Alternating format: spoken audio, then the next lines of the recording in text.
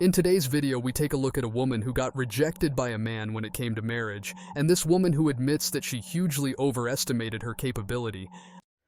So it turns out I hugely overestimated my abilities when it comes to DIY and decorating, and hugely overestimated my patience with these things. So if I just sit on the stairs and close my eyes and cry, when I open them, will it all be done? Or do I just move out? I'm just sick of feeling like the poor relation. Like, everybody else has always got nice things. And when I try and do something, admittedly with a very limited budget, try and do something to make my house a little bit better, so that I'm not embarrassed when people come around and it just all goes to shit. I'm already the joke of the day.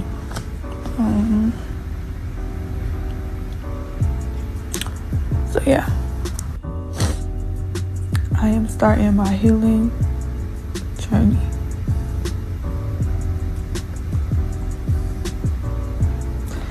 But I want to be honest, because this is real. I want to be honest because, I mean, she was already honest about everything else. And this isn't to make anybody look like the bad guy or anything. This is just my truth.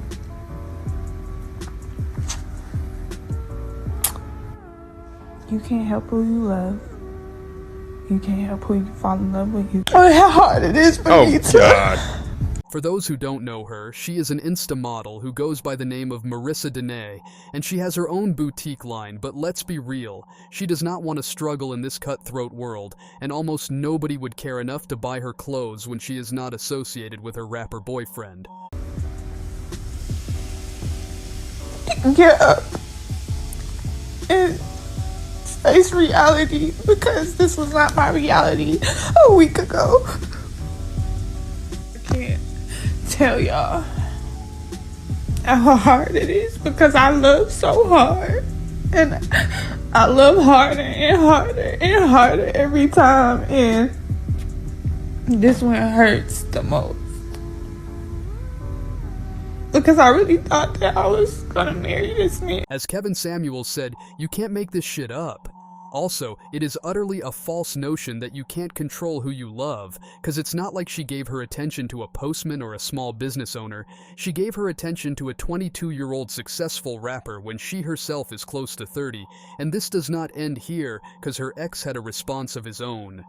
If I tell you I'm a cheat or whatever, and you say I'm cool with that as long as you take her home, and which I do, I take her home. But the littlest bit of peace where I want to do is where I do my dirt at, because I let you know that, and you approved of it, you signed up for it, you said it was cool, and once I do it, I don't get the peace of mind to do it.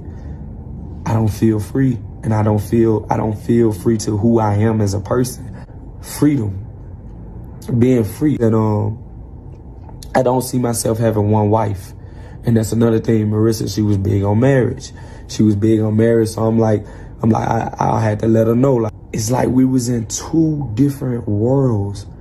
And it's like every day I had to bring her back into mine to let her know, like, hey, you told me this is what you wanted, this is what you signed up for. You gotta stick with it. Now, I don't want anyone in a relationship to cheat on their partner, but if he is that type of person who can't imagine himself with just one woman, then that is his personal choice, which he has earned as well. And if she really wants to stay with him, then accept his condition, or don't and break up, which they obviously did.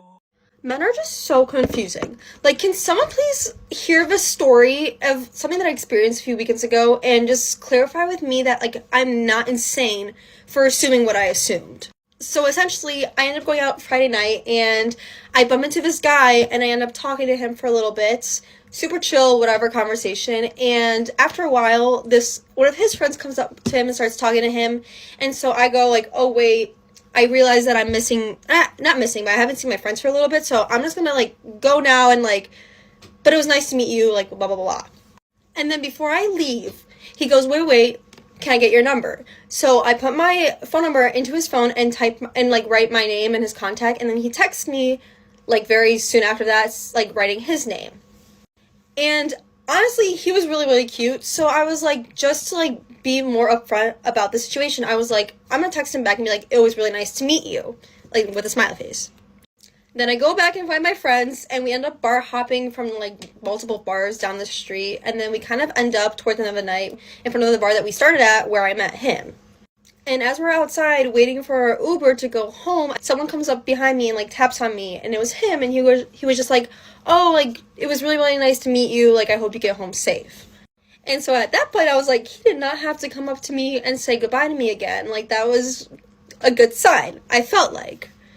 Fast forward, like, 2 weeks later, I still didn't get really a text from him, like, wanting to get drinks or whatever, something casual. So I was like, you know what, I'm gonna be ballsy, and I'm just gonna text him, and I essentially just said, like, hey, how have you been?